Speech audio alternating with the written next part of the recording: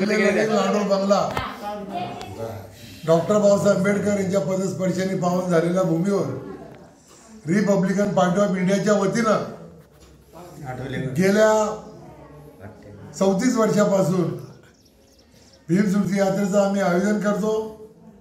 माननीय आमदार रामदासजी आठवले साहेब यांच्या नेतृत्वाखाली रिपब्लिकन पार्टी ऑफ इंडिया आयोजन करतं। डॉक्टर बाबासाहेब आंबेडकर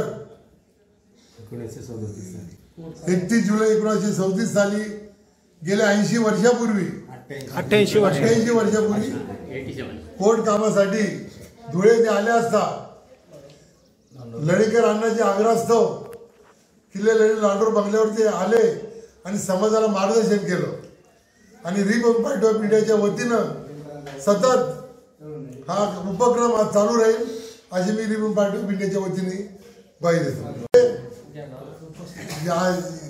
या किल्ले लाडोर बंगल्याला भीम स्मृती यात्रेला प्रमुख उपस्थिती म्हणून रिपब्लिकन पार्टी ऑफ इंडियाचे महेंद्रजी निळे, प्रभाकर भाऊ जाधव, यसार बागुल नाना, प्रेम आईरे, राजू बाबा शिरसाट, आबा खंडारे, मनी बाबा खैरनार तसेच संजीव भाऊ बैसाने,